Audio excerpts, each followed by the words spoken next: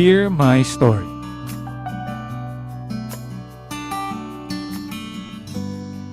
Hindi ko alam kung alin ang mas nakakapagod, ang magmahal at maiwanan ng paulit-ulit o ang marinig ang mga nakakabinging panghuhusga ng mga tao sa paligid. Ako nga pala si Juwaima. Tawagin mo na lang akong Joma. 27 years old, taga Balayan, Batangas. This is my story.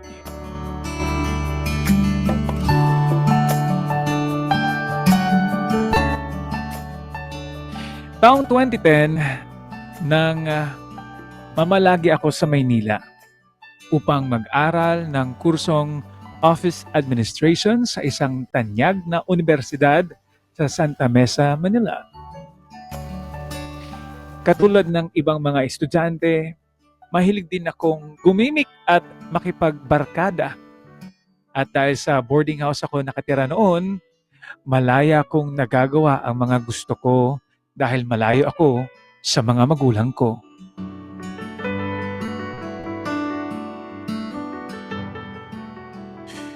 Umuuwi lang ako sa Batangas kung kailangan. Kaya naman, minsan mas pinili kong tumambay sa boarding house ng iba kong mga kaklase tuwing Biyernes ng gabi at doon na din magpapaumaga.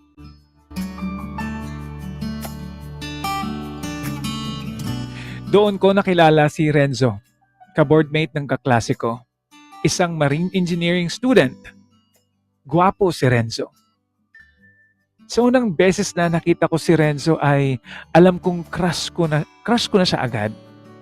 Matipuno ang kanyang katawan dahil madalas siya sa gym. Mabait si Renzo, my story, at agad ko siyang nakapalagayan ng loob.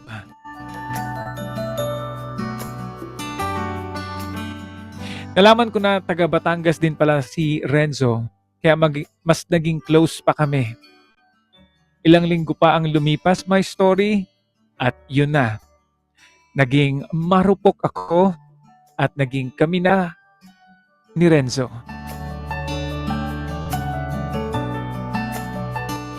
Masaya ako nung naging kami. Siya ang naging mundo ko nung mga panahon na yon. At dahil dala ng aming kapusukan, ibinigay ko na sa kanya ang pinaka-iingatan ko. My story, nagbunga ang kamunduhan namin ni Renzo. Nabuntis ako sa edad na 17. Masayang-masaya ako nung sinabi niya sa akin na bibigyan niya ng ama ang bata at dadalhin nito ang apelyido ni Renzo. Pero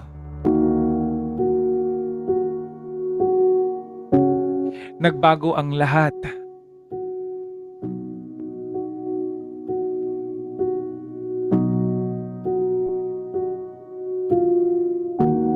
Walang Renzo na nagparamdam matapos ang kanyang mga pangako.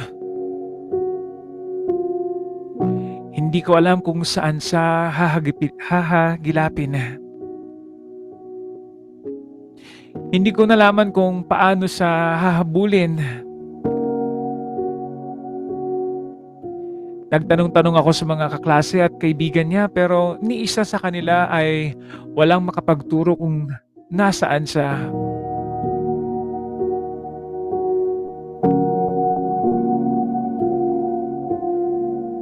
Kahit mga social media accounts niya ay hindi ko na makita. Para akong mabaliw noon, my story. Pero dahil mahal ko ang batang dinadala ko noon, nagpatuloy ko ang pagbubuntis ko kahit wala ang kanyang ama. Huminto na ako sa pag-aaral. At dahil bata pa ako noon, walang ibang sumusuporta sa akin kundi ang mga magulang ko. Lahat ng mga kailangan ko, At ng bata ay sila ang nagbigay. Sila na din ang sumagot ng panganganak ko. Maging mga diapers, gatas, at check-up ng baby ko ay sila na ang nag-aasikaso.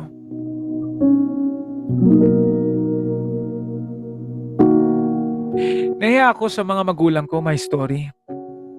At mas lalo pa akong nanliit sa hiya. Dahil sa mga chismis na naririnig ko mula sa mga tao sa paligid ko. Sa mga kamag-anak ko. At maging sa mga kapitbahay namin.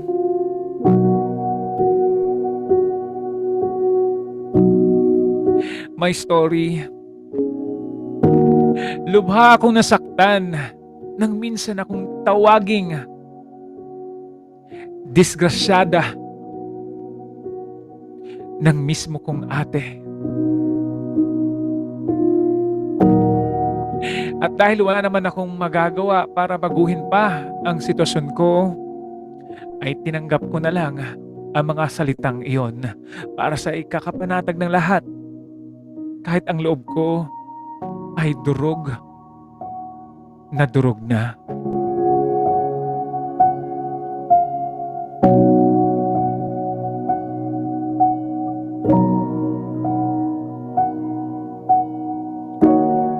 Pero my story,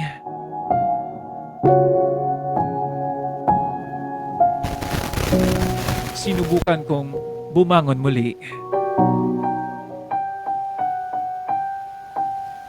Like a small boat on the ocean, sending big waves into motion. Like how a single word can make a heart open. I might only have one match, but I can make an explosion. And all those things I didn't say, wrecking balls inside my brain, I will scream them loud tonight. Can you hear my voice this time? This is my fight song. Take back my life song. Prove I'm alright song. My power's turned up, starting right now. I'll be strong. I'll play my fight song. And I don't really care if nobody else believes, 'cause I've still got a lot of fire left in me. Losing friends and I'm chasing sin. Everybody's worried about me. In too deep, I'm in too deep. It's been 2 years, I miss my home, but there's fire burning in my bones. Still believe, yeah, I still believe in all of those things I didn't say. Wrecking balls inside my brain, I will scream them loud tonight. Can you hear my voice this time? This is my fight song. Take back my life song. Prove I'm alright song. My power's turned up, starting right now. I'll be strong. I'll play my fight song. And I don't really care if nobody else believes, 'cause I've still got a lot of fire left in me. A lot of fire left in me.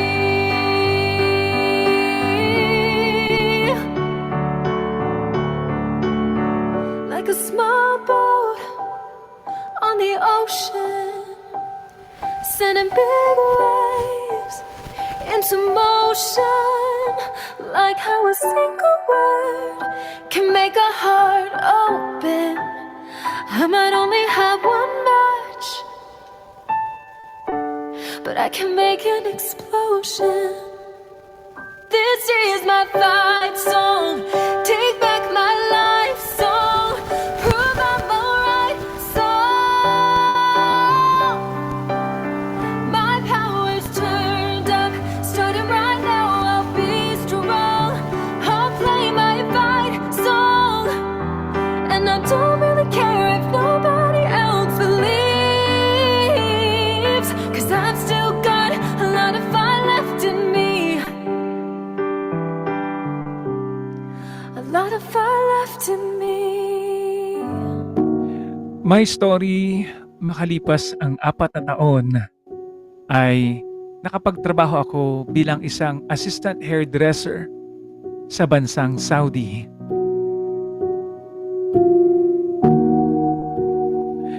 Bago para sa akin ang lahat dahil first time kong makapag-abroad. Bago din sa akin pati mga pagkain, mga gamit sa bahay, at maging ang kultura sa bansang iyon.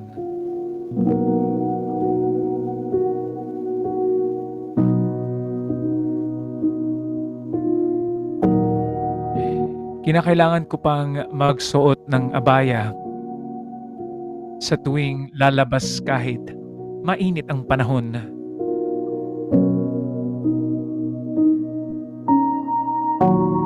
Sinabihan din kami ng agency na maging maingat sa pakikisalamuha, lalo na sa mga lalaki. Iwasan kung maaari.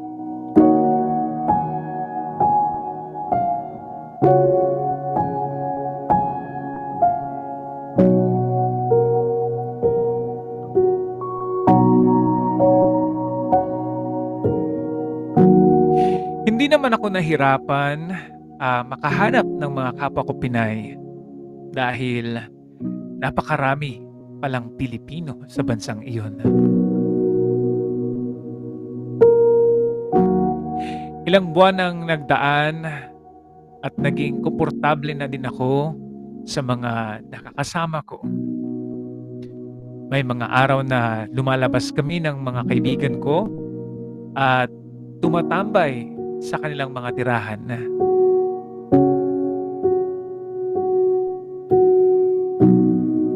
Doon ko na din nalaman na may mga Pinay pala na married din sa mga Arabo at iba pang lahi. Ilan sa mga kaibigan ko ay may boyfriend na Palestinian Lebanese o kaya naman ay Jordanian.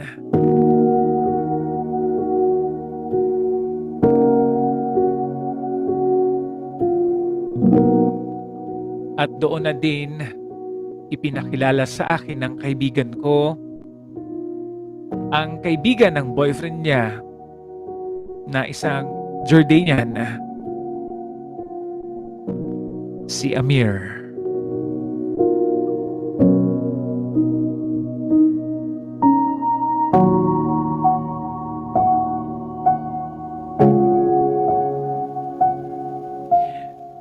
Malaking lalaki si Amir, my story. Ayaw ko sa kanya noong una dahil hindi ako mahilig sa foreigner.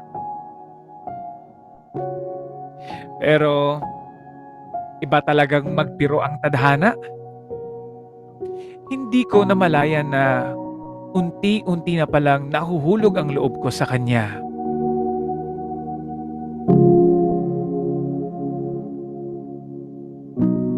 Naging madalas ang pagkikita namin, my story. Nga pala, isang software engineer si Amir. Maganda ang trabaho niya, pero my story, hindi iyon ang dahilan kung bakit tulayan ko ng minahal si Amir.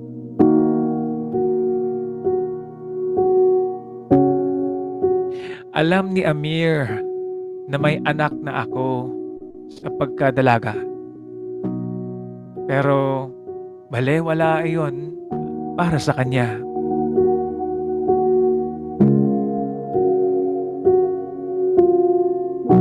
Tinanggap niya ako maging ang nakaraan ko. Naging magaan ang buhay ko sa Saudi dahil sa suportang ibinibigay ni Amir sa akin at sa pamilya ko, my story.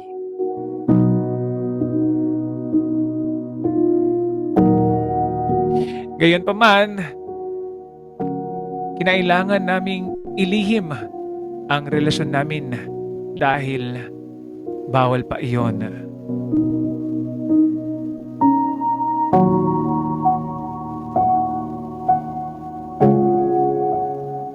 Hindi pa kami kasal, kaya hindi pa kami pwedeng magsama sa iisang bahay. My story, mahal na mahal ko si Amir. Kaya naman, muli kong ibinigay ang buong pagkatao ko. At nagbunga iyon.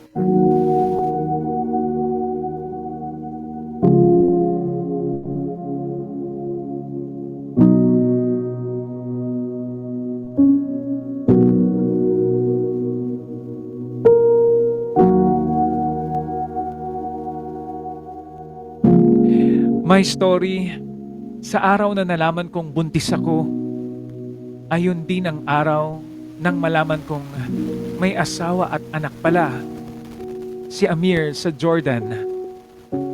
At hindi niya ako pananagutan.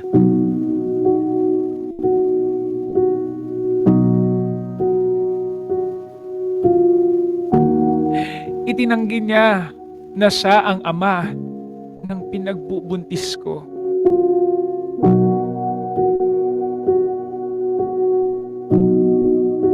Parang gumuho ang mundo ko, my story. Takot na takot ako dahil alam ko na ang posibleng magiging bunga ng mga katangahan kong iyon.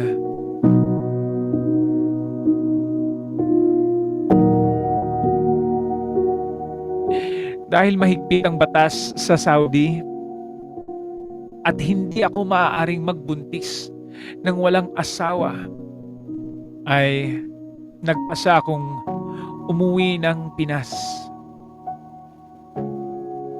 At dito na ipagpatuloy ang pagbubuntis ko.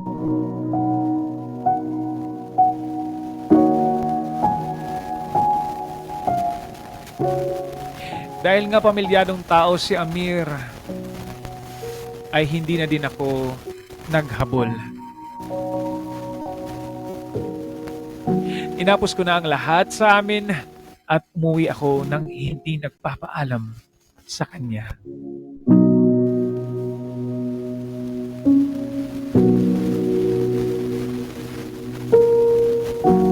My story, naging ina ako sa pangalawang pagkakataon. Pareho silang walang ama.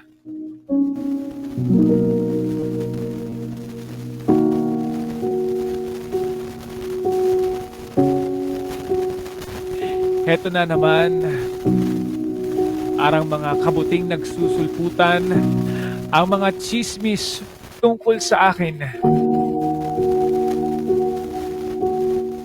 Kahit na hindi na ito bago sa akin, nasasaktan pa rin ako. Para bang niyuyurakan pati pagkatao ng mga anak ko.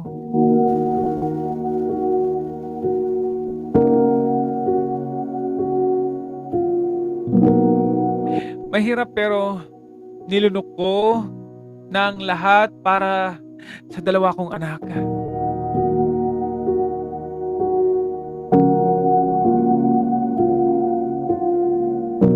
Matapos akong mga anak ay pinili kong magsimula ulit. Nag-aaral ako ng cosmetology sa TESDA sa kagustuhang i-level up ang mga natutunan ko sa pagtatrabaho noon bilang assistant hairdresser sa Saudi.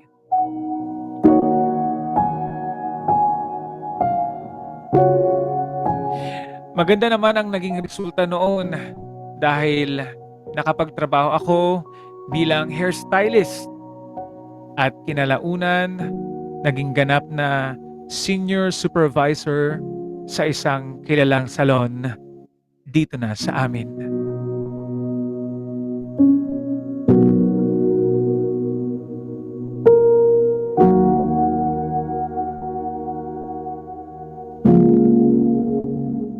Dito ko nakilala si Ruel. delivery boy ng supplies ng salon.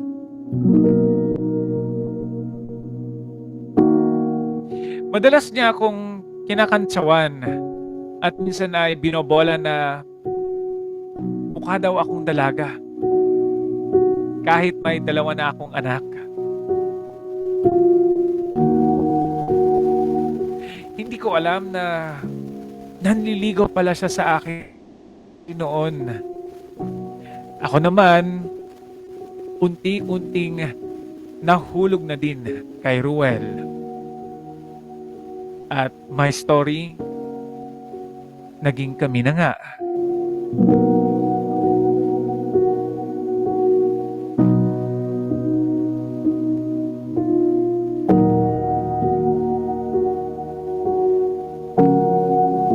Nagdesisyon kaming magsama ni Ruel sa iisang bahay, kasama ang dalawa kong anak. Maayos at masaya ang naging simula ng pagsasama naming dalawa. Pero unti-unting nagbago si Ruel.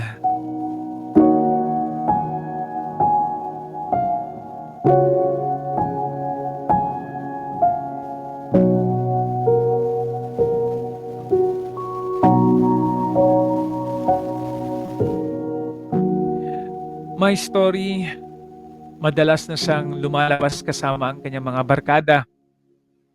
At pagdating sa bahay, ay imbis na tulungan ako sa mga gawaing bahay, ay cellphone ang inaatupag. Nandiyan nag-aaway kami dahil lang sa mga maliliit na bagay. Palagi din mainit ang ulo ni Roel sa akin at sa mga bata.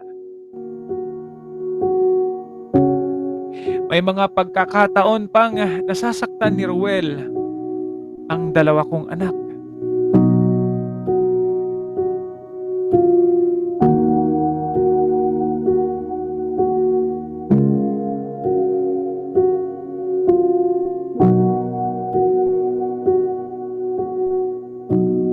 My story, iniisip kong iwan na si Ruel. Kaya lang, dinadala ko ang magiging anak naming dalawa.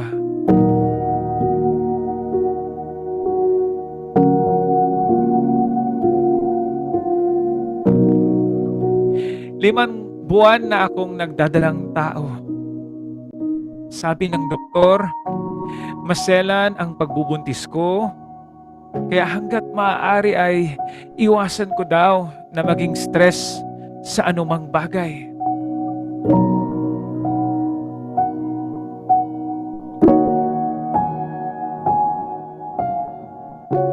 Ayaw ko sanang isipin ang sitwasyon namin pero sa tuwing maiisip ko na ang mga anak ko,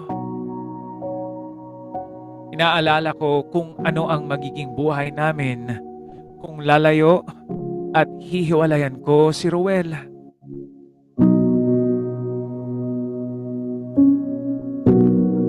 Ayaw ko na ding marinig ang magiging chismis patungkol sa akin.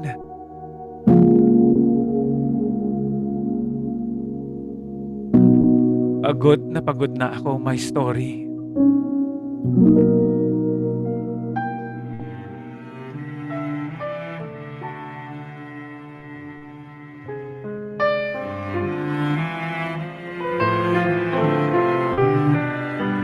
Ikaw ang pinangarap, ikaw ang hanap-hanap.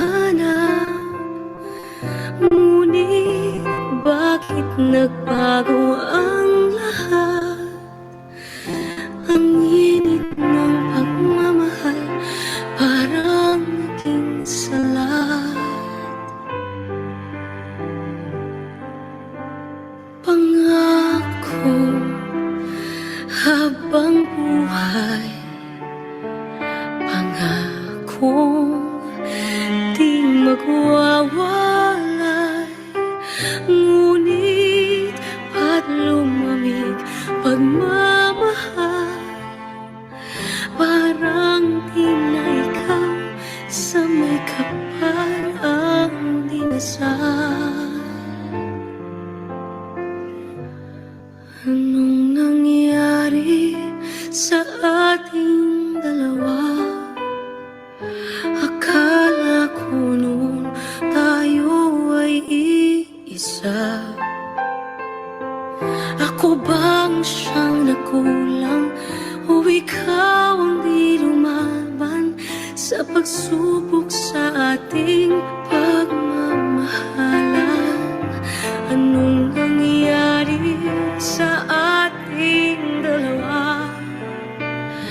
Pagmamahal ngayon, bakit naglaho na? Damdamin ay nasasaktan, puso'y nasusukatan. Pangako mong pagmamahal ngayon ay nasaan?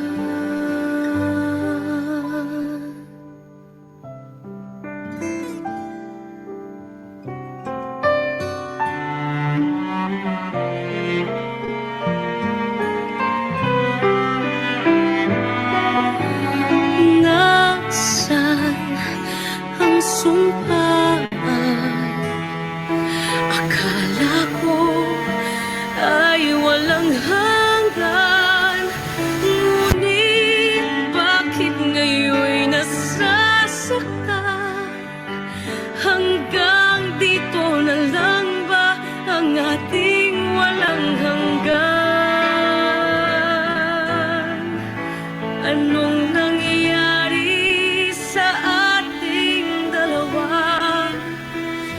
Akala ko noon tayo ay iisa. Ako bang siyang nagkulang o ikaw ang di lumaban sa pagsubok sa ating pagmamahalan? Anong nangyayari?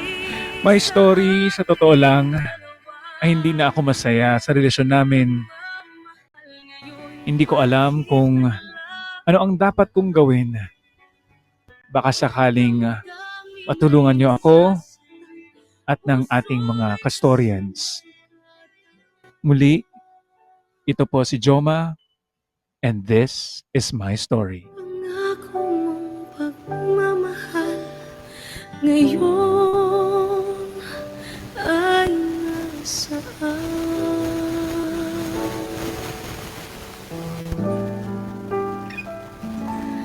Anong nangyari?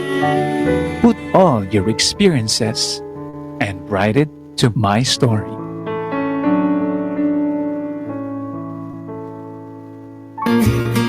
Be the My Story of the Week. Get a chance to win 2,500 diamonds plus 500 pesos cash or 5,000 diamonds as a consolation prize. All you have to do is to send your true experiences about love and life.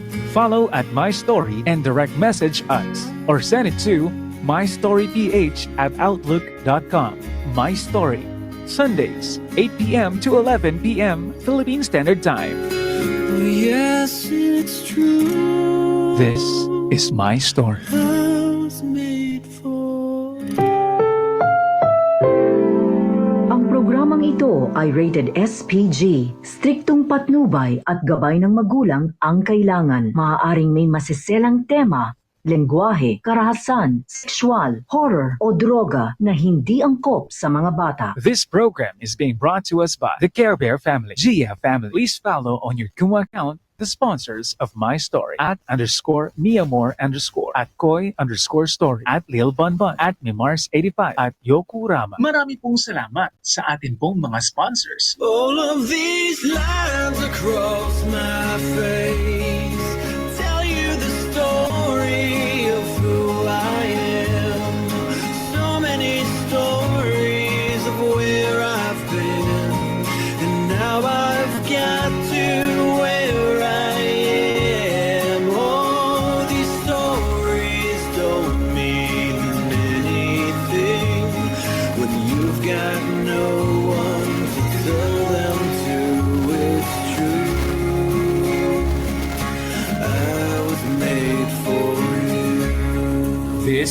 is my story. Oh, yes, it's true. I was made for you.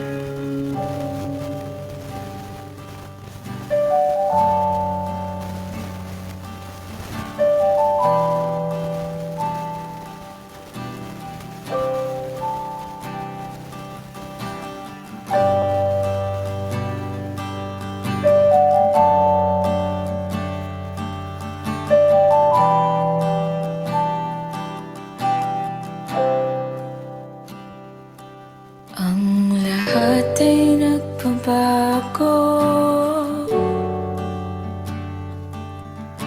ganun din ang puso ko. Di alam kung paano aamin, kung dapat bang sabihin to. Ngunit kailangan ng tapangan, sabihin na nararapat na hindi na nga, hindi na nga. Alam kong mali na, pero di ko kayang bumitaw at bigay. Masasaktan dahil pangako ko'y walang iwanan. Alam kong huli na, alam kong hindi na nga mahal.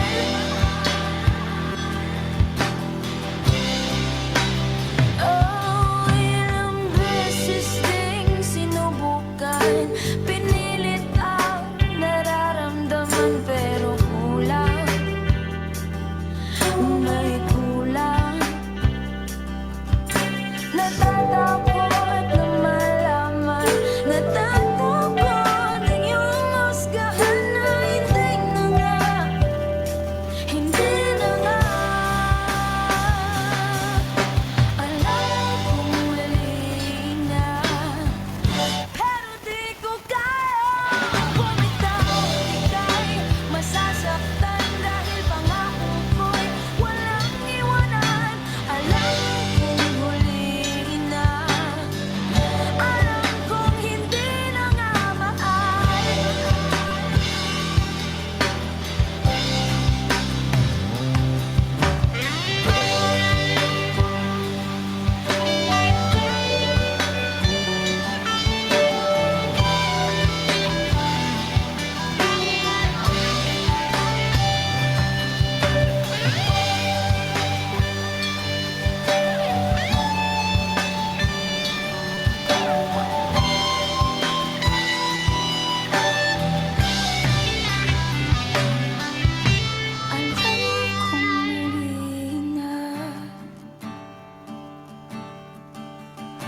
Alam kong mali na,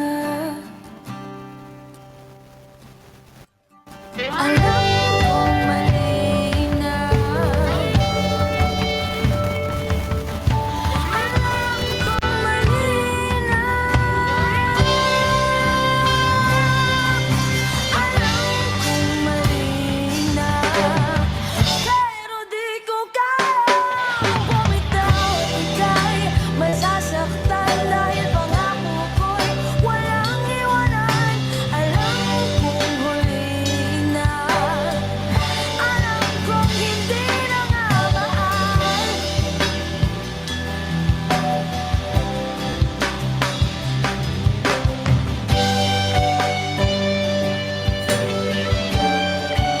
Hindi na nga mahal.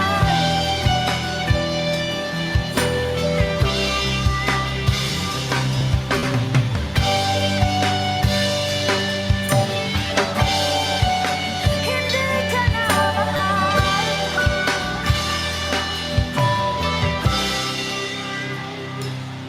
Ang lahat ay nagbabago,